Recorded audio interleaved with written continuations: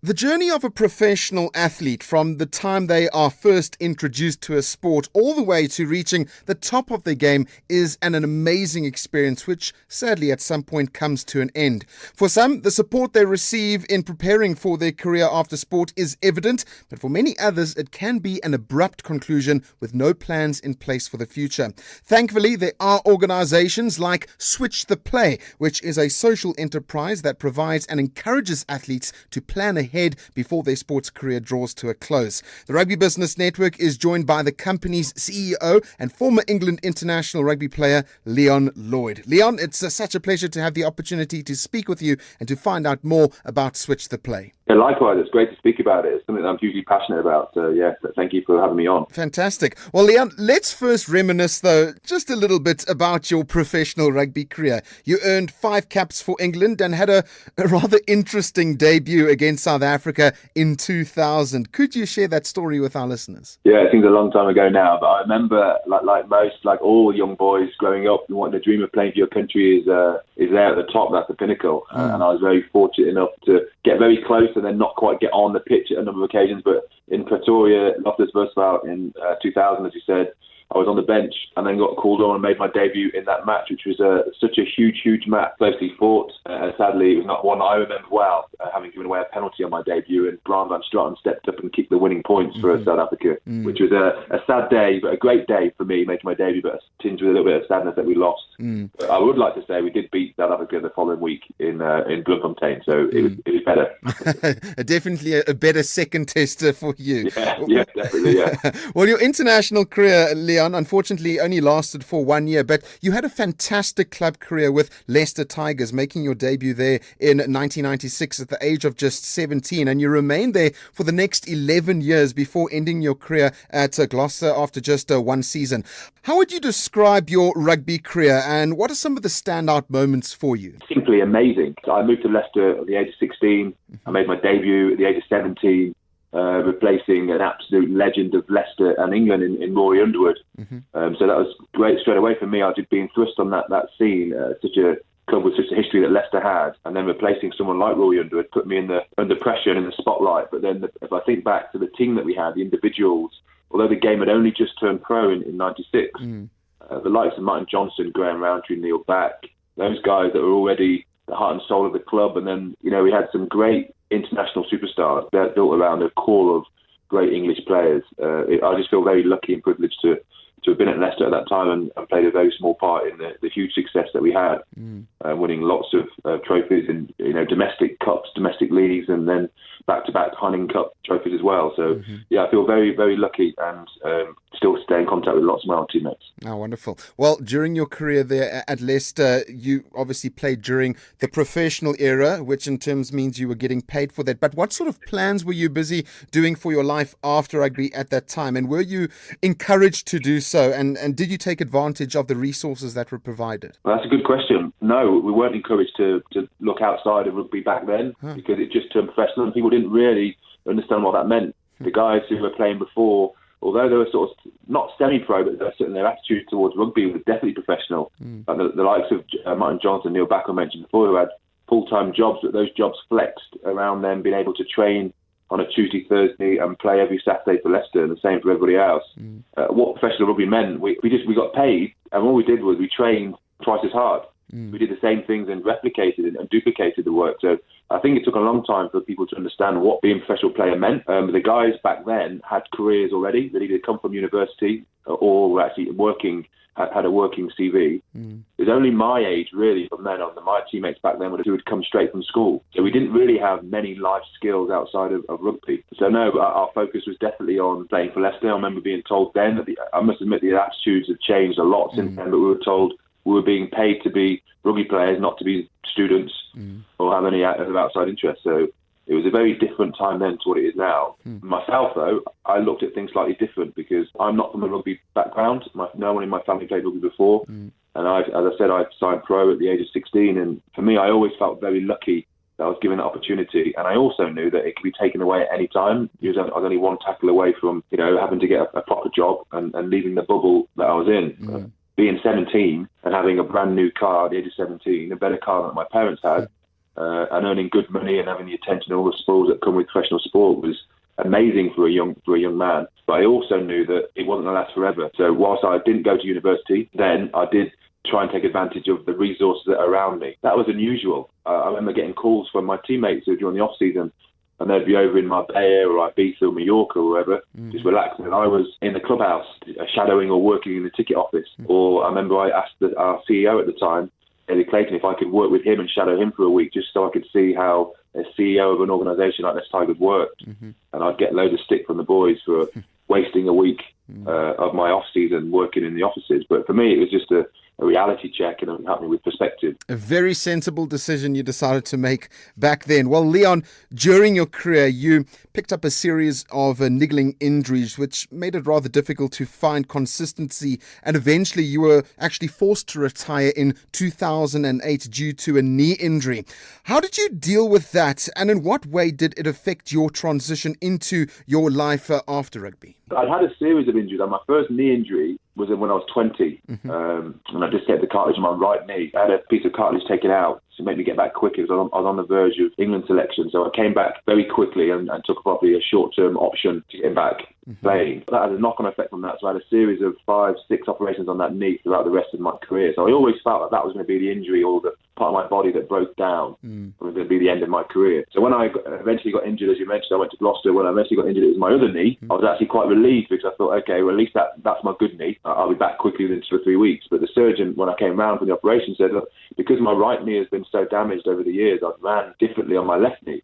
So without realising, I'd actually worn down my left knee. So I'd actually had 2 bad knees, which was a huge shock to the system. If it had been my right knee, maybe I'd have been more prepared coming around from an operation thinking, okay, this could be the end of the road. But because I went into the operation just expecting to be back playing within 2 to 3 weeks, I mean, we had a big, massive Hunting Cup game, which I was targeting 4 weeks from the operation. To come around and be told the dream was over was a huge shock to me. However, I mentioned earlier on that I'd put things in place with regards to my own planning and that I thought my transition would be good. And what I mean by that is I've done a lot of research around what other athletes did when they transitioned, but the only research available was American sport, really, like NFL, NBA and those sports, and football, professional football.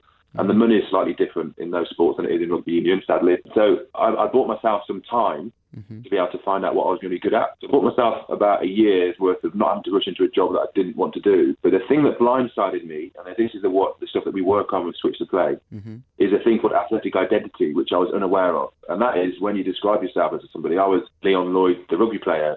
I wasn't Leon Lloyd, and I played rugby and I did all these other things. It was just all around rugby. I had no real interest outside of that. So the thing that really got me was when I was injured, I knew I was finished, and the team carried on without me as if I wasn't even there. Somebody else came along and filled in my shirt very easily, and then they just carried on because they had a big match at the weekend to think about, and it was only me really that was struggling with not being part of that team because the team have got a job to do. It made me reflect on how many times my former teammates, that had happened to them over the years, that they'd retired and had damaging news, and me being focused on the match at the weekend would have gone, all right, Dave, good luck going forward, but we've got a big game at the weekend, and you just sort of move on, and you realise how you're such a small part of a big machine. So I think I really struggled with that part, to be honest, not being the lack of structure and not being part of something, because like most elite athletes, I could tell you, I was told where to be, what to do, what to wear from the age of 16. So I could tell you on a Thursday in 6 weeks' time at 11:30 where I'd be, what clothes I'd have to wear, and what was on the menu, because that's how structured our life was, and all of a sudden that structure got taken away, and you sort of feel a bit lonely. It's always such an incredible journey, that transition afterwards, the emotional and psychological changes you have to go through in such a short period of time. It's always fascinating to see how players deal with that. Well, Leon, now, in your years following your forced retirement, you were the foundation director of Oakham School before becoming the CEO of Legion Worldwide Group. And now, as I mentioned, you are the CEO of Switch the Play. Tell us a bit more about this organization and how did you get involved? When I finished playing, I went through the dark spot. I was trying to figure out what was next for me, what was I good at, what was I passionate about. How much money did I need to earn to sort of live a similar life? I was convinced to write a book around transition. Now, bearing in mind, leaving school at 16, the longest thing I'd written before attempting this would have been a tweet or a text. So I was definitely not skilled in writing, and I'm definitely not an author. Well, sorry, technically I am now. I ended up writing this large, I suppose, manuscript of experiences. What would I tell a younger version of myself? So it wasn't really an autobiography about my career. It's more, what would I tell a younger version of myself if I had my time again? Highlighting the ultimate highs, the devastating lows, and all the little bits in between. And it was great. And I sort of wrote that, and I got a lot of things off my chest, and hopefully helping the next generation as a self-help book. I was approached by a company. The company Switched to Play, and coincidentally, one of the guys who was part of it was a guy who I played under 16s with, England under 16s. So we hadn't been in contact since then. They were a company set up to support football players initially who were kicked out of academies, and they were falling out of love with the game, and they weren't coming back when they got released from academy. They didn't go and play football elsewhere, or they didn't come back as a coach or an analyst or physio or anything else. They just were falling out of the sport completely, and they were trying to change that. But they wanted someone who had been through the journey and had got sort of the scars and the stories to tell, to help sort of raise the profile, if you like, of them going forward. So I joined them probably nearly 2 years ago now. And we've since added to our team with Beth Tweddle, who's a former GB Olympic gymnast. And we work specifically on not life after sport. That's one thing that I have to stress a lot to people, because people think you're going to talk to an athlete about life after sport. They think, I'll think about that later in my career, or I'll do that when I'm older. We talk about life outside of sport and doing that now. So improving yourself whilst you're still playing, so that it makes you a better player, and not just player, because we work with athletes as well, but makes you a better athlete now, and also makes you a better person, and equally makes the transition far smoother. Interesting approach, life outside of sport. I like that. Now, when an athlete or a professional player approaches Switch the Play to assist them with their preparation for life outside of sport and their transition, what is the process that is followed? Number of different routes, number of different options, because ideally we'd work on prevention rather than cure, which that obviously means we try and get players or athletes as young as possible and help them develop themselves rather than at the end of their career. So often we're approached by people who are, mid to late 30s saying, right, I don't think I'm going to get a contract renewed, or I've lost my lottery funding and I really need to think about what's next. And I would say, well, if you're leaving it till you're 38, 39 and then start to think about what's next, that's far too late. We definitely try and help. We prefer to work with people earlier on, but we also accept that a lot of young players, and I was the same when I was a young teenager, you don't want to think about those things. You see it as a distraction, or you see it as a plan B. So we try and reinforce that it's not a plan B, it's actually an extension of plan A, and you're going to need it, so you might as well invest time and effort into it now. So depending on when they come to us, that we run a series of different masterclasses around self-awareness and you as a brand, communication, transferable skills. A lot of our athletes are unaware that they're hugely attractive proposition to employers, and people will talk about they've got transferable skills, but they won't necessarily know what they are, because it's just part and parcel of playing elite sport.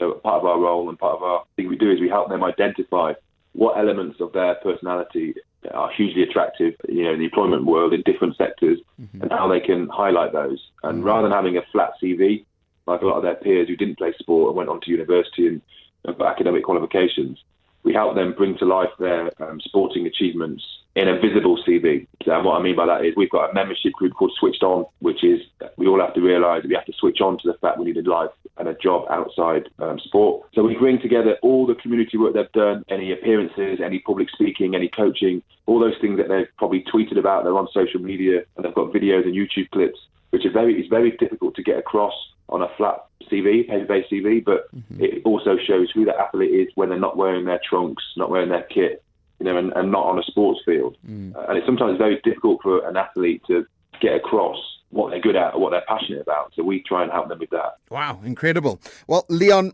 injury is the unforgiving killer of a professional sportsman and women's career, as you well know. Because it can strike at any time, when pro athletes make that conscious decision to start planning for their life outside of sport, what are some of the important things that they should keep in mind? I did a study on it actually recently. I did a dissertation on it, and there are a number of factors that can negatively influence the transition process. Planning is one that can seriously turn it from a negative to a positive, and just by putting things in place. There's a thing called the Kubler-Ross change curve, which is how people deal with change in their life, and there are 7 stages that people go through. It was originally designed to deal with grief and loss. And when you speak to a lot of athletes, they do go through a period of loss and mourning of their identity. So the same 7 stages that they will go through, and depending on how well they're prepared, will determine how smooth their transition will be. So I would say it's start at a younger age, and that can start with parents. It should start with parents. And it's not about a plan B, about developing your interest outside of sport. As I said before, it's an extension of plan A. So by doing that anyway, so the earlier the better. I'm not the Grim Reaper. I'm not someone who's a dream crusher who's going to come along and tell you not to focus on your sport, because whatever sport you play, I think rugby is the best sport in the world. And if you've got a chance, even if it's a small chance to play professional rugby, go at it and give it everything you've got. But you still have enough time in your day to develop other areas as well. And don't just put all your eggs in that one basket. Well, speaking of professional rugby, Leon, as you touched on there, from what you've seen, do you feel enough is being done by clubs and player associations to help players with their career planning and transition? You mentioned earlier that there wasn't so much the focus during your playing days, but now in 2018, do you think vast improvements have been made? Yes, there's definitely come a long way. So the player association that in rugby wasn't around when I first started playing. I think it was introduced by Damien Hockley way back then. So that has come a long way. And there are lots of other ones as well. I'd say in other sports, there are lots of different player associations and NGBs trying to work with performance lifestyle, in Olympic and Paralympic sports. So yeah, they've come a long way. I still think there's a long, long way to go because there's so much that they don't know or we don't know to assist people. Now every player that comes in, rugby players start at picked up at the age of 11, 12 and 13. So the life skills that those guys will have, if they don't make it when they get released at academy level, they'll feel at that time that their life's over if they've not been kept on by an academy. So I definitely think more can be done. I think there's finance is an issue, lack of resource is an issue for them to be able to develop it further. But I suppose that's why we think when we're passionate about what we do, because we work across all different sports and we're there to sort of assist where people are struggling with finance and resource. But I think it's come a long way. I think there's still a long way to go. But the more good people out there trying to help athletes is great. Absolutely. Now, Leon, many rugby fans, they would assume that once a professional player has retired, that it should be easy for them to get a job in a business of their choosing, as they can use their fame and popularity to get a foot in the door. What are your thoughts on pro sportsmen and women using this to their advantage? That is right. I think it's true. And I think athletes should use that. And I try and push and encourage all of the guys that we work with and all my colleagues and teammates, former teammates, to do that. You've got to maximise and leverage what you have. However, if you've played elite sport, if you've been elite at anything, be that sport, business, academia, anything, and you're used to being elite and being the best, it's very difficult, if not impossible, to switch off that competitive nature, because that's what's made you be the best. So if you go from being one of the best rugby players in the world and you're a high achiever, you retire for whatever reason, even if it's on your own choosing, but then you get offered a job in an organisation because of your experiences on a pitch, which is great, but the job is not fulfilling because you're just being paraded round to go for dinners, which a lot of people get those business development roles, the door openers, but you're not being challenged and you're not adding value to the team. We've found that athletes don't like that because they feel they'd rather. It's not about finance; it's about showing their worth. And you're so used to being driven and driving other people to be the best that if you're not in that same environment, that's where we read a lot about mental health issues, that people are feeling unfulfilled or they don't know if they're coming or going and they don't feel a part of a team, and that's hugely common. And I think that's the thing that blindsides a lot of people. So I would definitely say use your profile because you've worked hard for it, but also find something that you're passionate about and don't be used as a door opener. Just try and find where you can add value so you can still try to be the best at whatever it is you choose to be. Valuable advice. Now, earlier you mentioned that you are an author because in 2015 your book was published and it's titled Life After Sport, From Boot Room to Boardroom. And it talks about the rigors of post-sport life and your own transition from rugby to business. You touched on it briefly, but why did you feel compelled to write this book? It was a difficult thing to do. I've thoroughly enjoyed doing it. It enabled me to exercise some demons that I was holding on to. And I was able to just sort of draw a line under my career and sort of move into the next phase. I struggled with parts of taking a winning environment, which I had at Leicester Tigers, the culture and the psychological contracts that you have when you're at a club like that, which you take for granted. You don't realise how unique it is because you're so used to it. And then when I moved into a different sector and I tried to recreate that same winning culture and environment in a different sector, which wasn't sport, and we weren't all pulling in the right direction. It didn't work. It made me look back and think, what were the strengths and what were the good bits from that sporting environment that I could move forward into and take into the business world and as you say, into the boardroom. And for me, what seems obvious outside of that elite sporting environment, it's not so obvious. I think it's more a case of highlighting to athletes what they do, the sacrifices they make.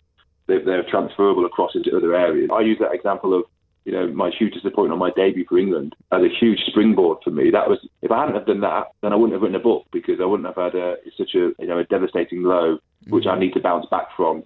And that highlights resilience. There's things like that. And if I can help people understand not getting picked for finals or recovering from career-ending injuries and fighting back and those things, how you can turn those into positives, then I think that's a positive thing. Most definitely. Well, through your own experiences as a professional sportsman and now also in business, Leon, you're busy using this to improve the lives and opportunities of others. You're doing so by being an ambassador for both the Prince's Trust and the Christina Noble Children's Foundation. Can you touch on each charity and why did you get involved with them specifically? The Christina Noble Children's Foundation is a great organisation. I was involved and invited to go and support them initially through fundraising over in Dubai when the Dubai Sevens are on. I'd go over and initially I was sort of the manager. I played in the Dubai Sevens as a player, and then when I retired, there's a veterans team that play over there each year, and they have gala dinners and they raise lots and lots of money supporting children from Vietnam and Mongolia. So that's the rugby community really gets behind that charity, and they've had some world-class players go over there playing rugby, emphasising the true values of rugby over in Dubai, whilst raising money at the same time. The Prince's Trust is slightly different. I'm far more active with them. I'm an ambassador. I have been now for probably 14, 15 years. I'm also a business mentor, and what we try and do there is help people from disadvantaged backgrounds who may not have had a good start in life, but they may need a bit of guidance, or they've just gone away, fallen off the wrong track, and we just help them put them on the right track and help them into gainful employment. So inspirational. Well, lastly, Leon, as you know, when it comes to rugby and business, it's about helping one another that makes the two fit so well together. In light of this, how can members of the Rugby Business Network, whether they are businesses or individuals, perhaps assist Switch the Play? Oh, a number of ways, really. There are a number of ways. Like the Rugby Business Network ethos is, what can we do for them first? That's how it all started with Coleman, and I'm a big advocate of that. So what we do is we have access to lots of passionate, enthusiastic, hardworking, driven athletes who need a new challenge or looking to upskill themselves. So if you're in the business world, and we know that there's a large focus on recruiting former athletes and people from the military because they possess certain transferable skills, we have those. We have those in abundance. It's just about shaping the athletes and providing them with different opportunities of avenues they want to go down. So we're always looking for partners who want to come in and look at recruiting athletes or sponsoring events or sponsoring athletes on different career paths. And as I say, rugby is where my heart is, and there's no greater sport. And I find the rugby community, the businesses around rugby, they get it, they understand it, and they're quite willing to support. So it works both ways. We will help companies and organisations and individuals, and they also help us with providing opportunities for our athletes. And it's the way that it should be. Well, Leon, the work you and your colleagues are doing at Switch the Play is absolutely incredible, and the Rugby Business Network commends you for all that you are doing to help professional athletes with their planning and transition into a life outside of sport. Thank you for taking the time to chat with us. My pleasure. Thank you.